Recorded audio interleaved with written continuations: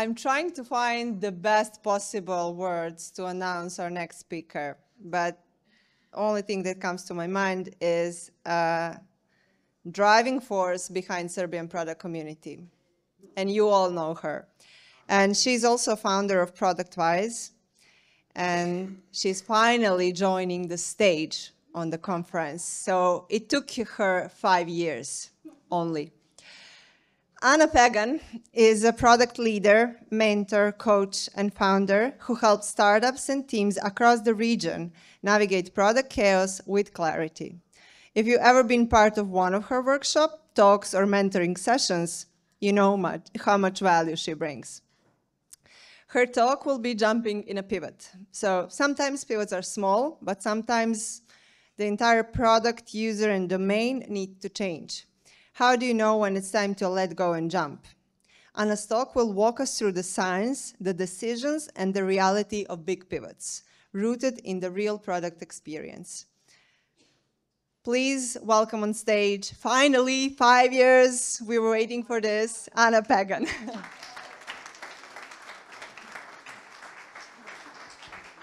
Thank you. I don't know if I can live up to the hype, but thank you.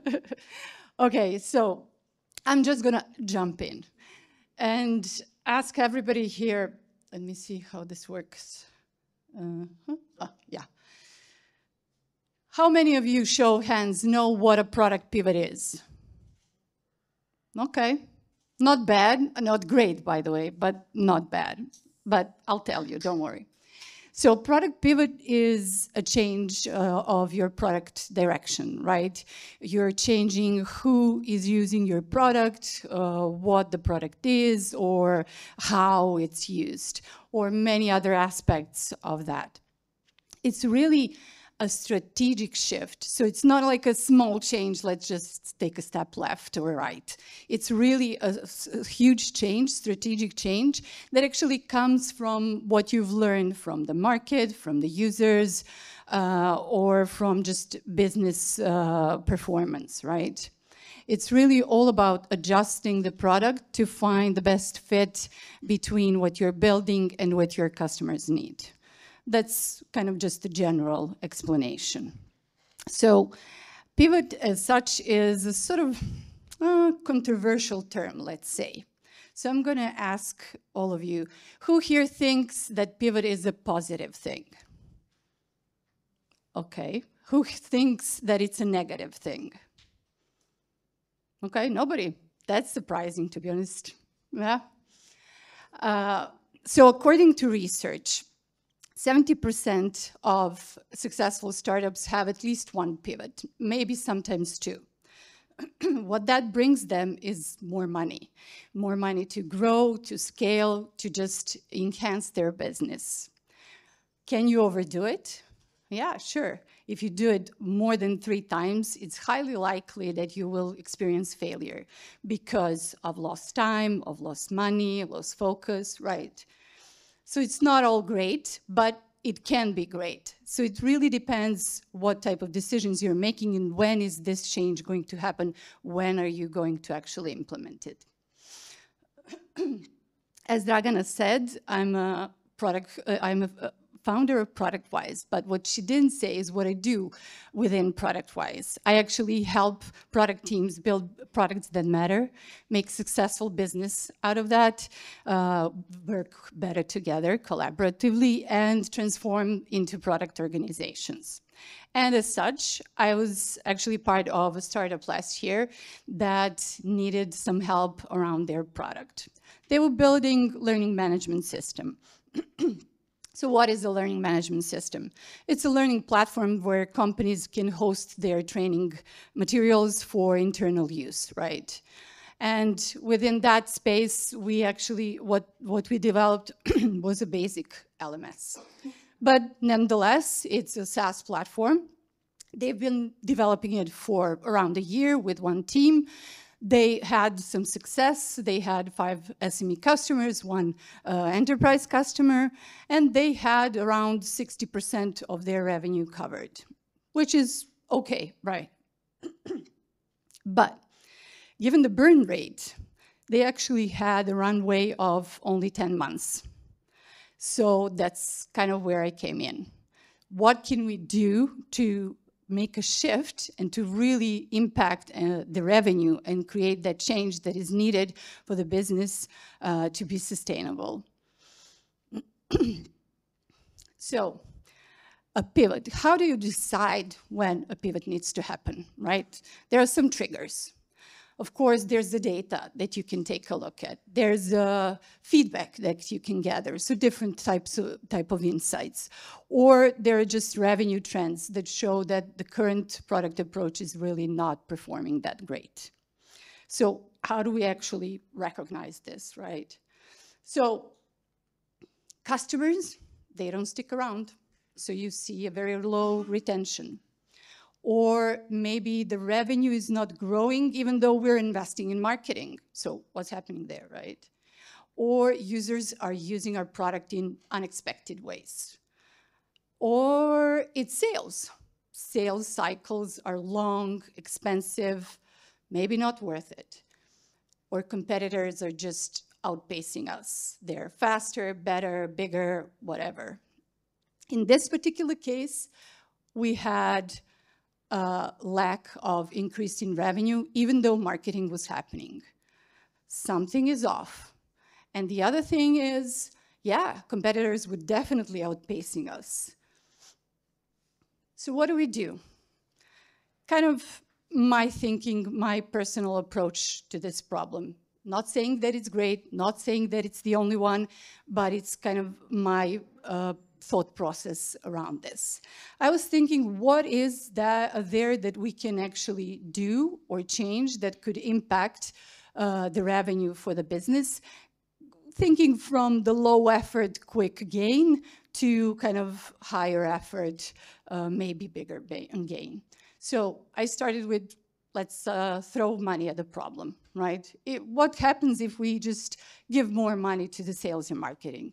Will this change anything? Will this actually influence anything in terms of our revenue? Or maybe we need to change the offer, right? Maybe the offer is not that great. The pricing, the packaging, you know, different tiers, maybe scoped in a different way, something like that. Or maybe we need to change who we're selling. Maybe we're not targeting the right customers. Or ultimately, maybe we need to change what we're selling. So that's kind of the largest effort. So to kind of just pause for a second, the types of pivot that could happen depend on what the change is. We said that it's a high strategic change, but then what are we changing? So it could happen that we're changing the customer segment, right? So the users that we initially developed this for, yeah, sure, they're using it, but maybe there's a group that has a different use case that is better for what we have developed. Then we have the value proposition pivot. You know, what the product solves, yeah, it solves a problem, but maybe there's a different use case that's even better or bigger or a bigger opportunity in terms of revenue. Then there's a channel pivot. Are we selling through the most optimal channels? Are we distributing fast enough? What is happening there?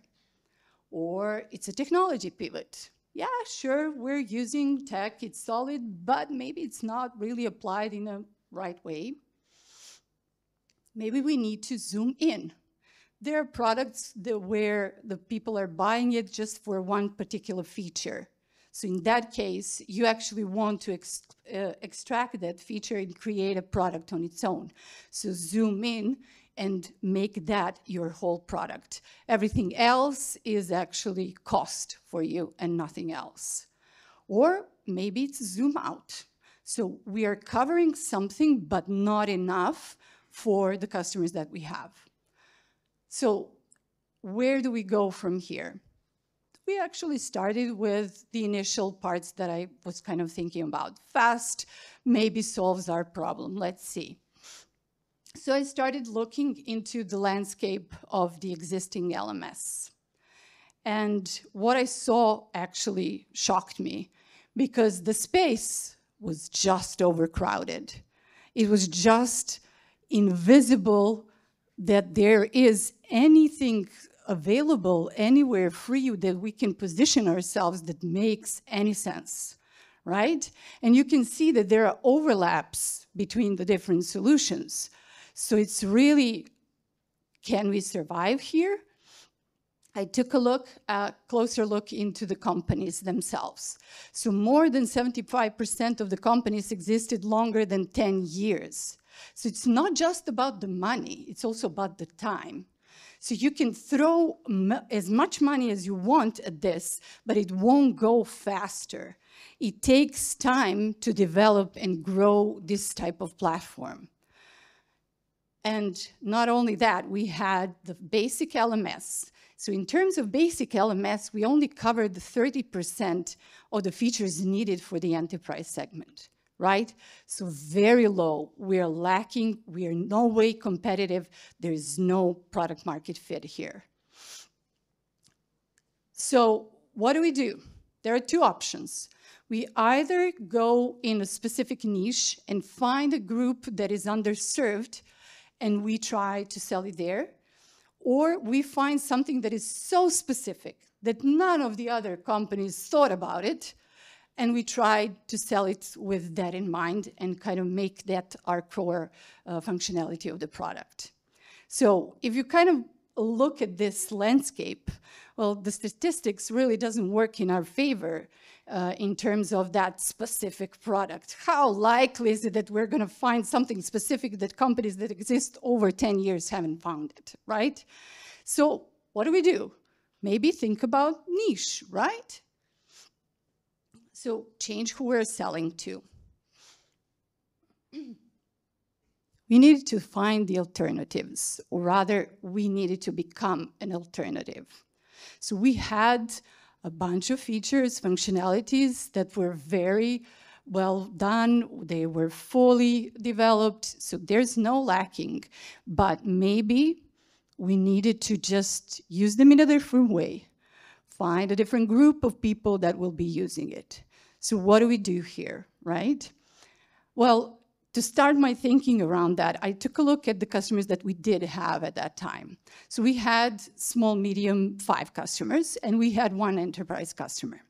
So with small, medium customers, we actually had solopreneurs or very small teams that were selling their training, their content to others, to learners, right? In that model, you can hardly charge based on a learner. You charge based on a seat of those companies. So instead of having like tens of thousands of learners where you can charge per learner, you actually charge per trainer, per team member of that company. While when I took a look at the enterprise segment, it's a whole different story. You charge per learner because it's an enterprise company. You're scaling your charging based on the number of employees that that company has. So it's a whole different story. Since we had the constraint of 10 months, for us, it made all the sense that we target the large companies with large number of employees, right? Because we needed to create a real impact on our revenue. So with that in mind, I looked into that particular customer. And kind of why are they using our LMS? I mean, they're enterprise customer, right? They could buy whatever. And the customer was actually in manufacturing. It's a high-risk industry, and they had a platform. They were actually using SAP, SuccessFactors, which is a highly developed learning platform. So why would they buy another one, right? What's happening there? The other one was actually handling their compliance training. Why? What's so different about compliance training? Well, for compliance training, there are a lot of legal requirements that are not legally obligated for any other training. So you need to have your documentation, the training needs to be renewed regularly, and it's not just training of employees. They had factories. So as a high-risk locations, every visitor had to undergo the training. If you want to go into the factory, you need to take a training and to sign the consent that whatever happens, it's on you, right? So it's a different use case than a typical LMS. So for them, it made sense to have a separate platform for that. And not just that, it's a different budget source, right? For learning and development, it's HR. For compliance training, it's actually health and safety department. So completely different thing.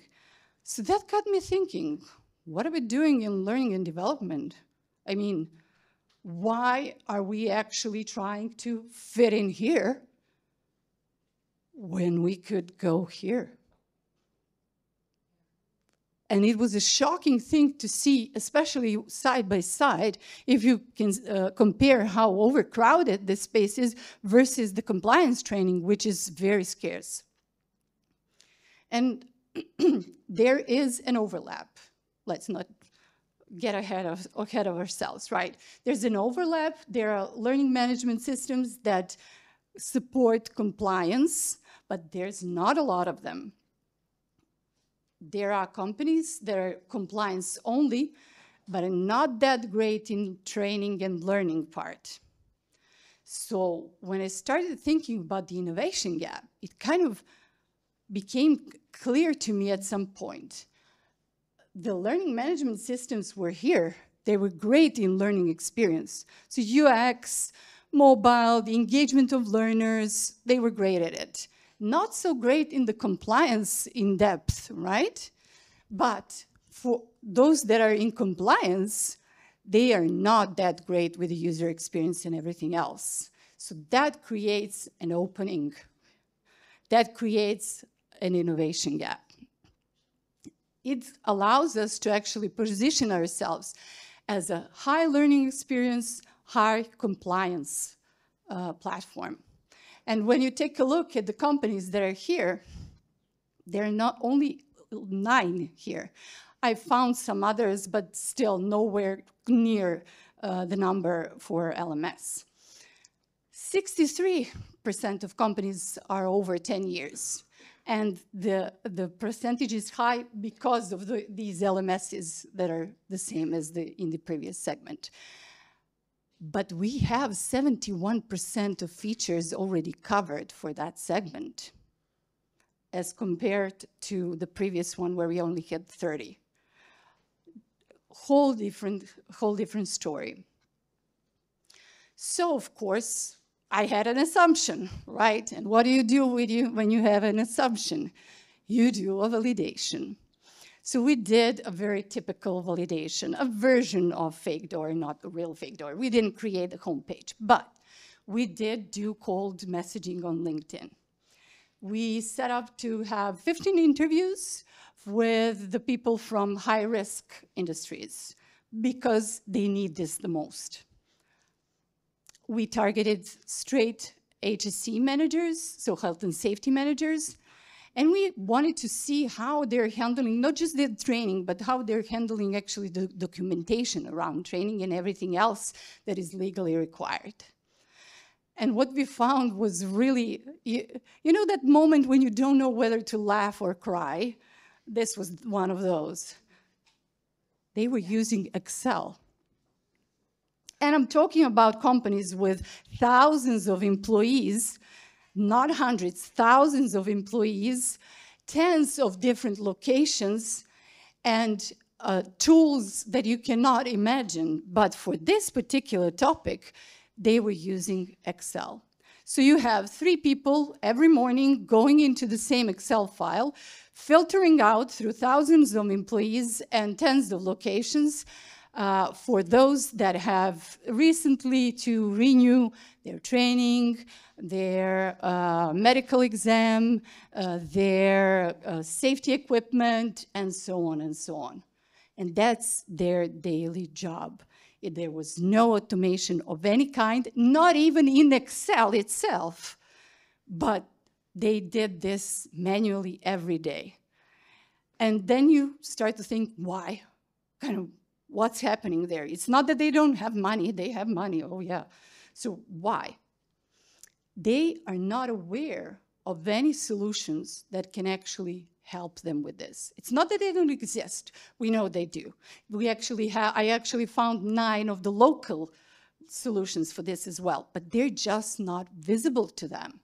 They don't know they exist. What that allowed for us here was to actually schedule the 15 follow-up meetings where we committed to create a prototype and show them. So our pivot was actually about, first, the change in segment.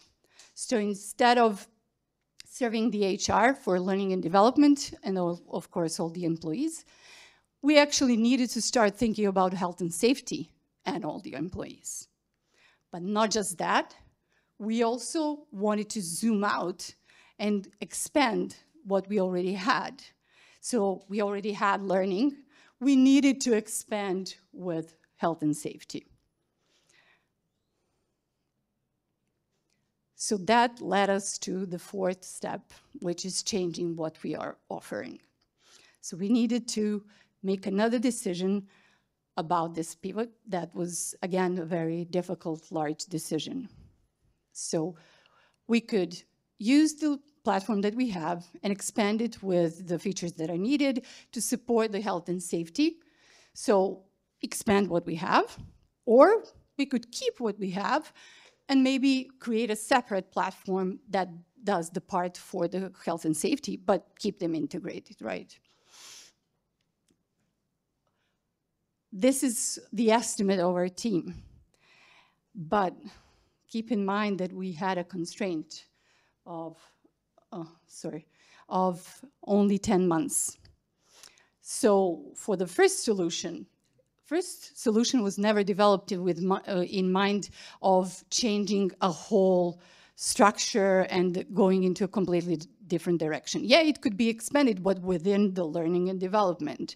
The requirements for health and safety in technical design, they couldn't be supported that easily. So the team would actually have to rework what we had to accommodate for this to happen. The other option, yeah, let's keep what we have and let's just build a separate platform that does only parts related to health and safety. And that actually brought us to half the time, half the money. We were already in the 2nd month of our 10-month runway. So yeah, this was a no-brainer, really. So just to kind of summarize here. Yeah, we could have done this sooner.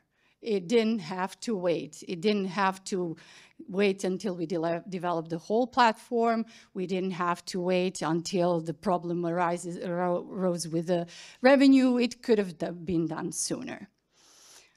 And we could avoid the sunken cost of LMS. Or we didn't maybe have to go in this direction. Maybe there's another option. Like maybe it's not about health and safety. Maybe it's something else completely. But given the constraint that we had, the time and money, for us, the most important thing was to actually use what we had to the maximum and add as much as we had to add in order to really make the biggest impact on the revenue. And this is where we landed. We already had some connections within the health and safety domain, so the sales really took off. It didn't take us much time. So why mess with that, right? Why explore if there's something else? We need something fast. We need something that is a sure thing. So my personal conclusion out of all this, it's never too late. Wherever you are in your product, in your business, it's never too late to just stop the bleeding of money. That's the first thing. And then to pivot, to make a change to wherever the greatest value is for you at that moment within your particular context. Thank you.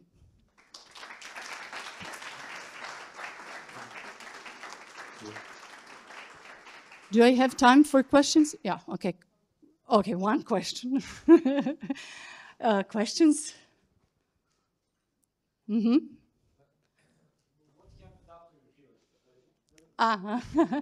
Okay, what happened after pivot? That's the question. Sorry, thanks, Anna, for the great presentation. And what happened after the pivot, please? Yeah, sure, of course. So for me personally, my engagement has ended there because I felt secure enough that I set them in the right path, right, to really continue on. And they already have created a significant queue of leads. So there was no doubt that one of them will end in sales. But yeah, we can ask the people here, you know, that are already in the company and working. So do you want to answer, or maybe for the break? Yeah, if somebody's interested, I can connect you so you can have a chat. They did survive, they continued, they're selling, you know, things are happening. Yeah? Okay, Dragan is saying that's it, so that's it. Thank you. Thank you, Anna.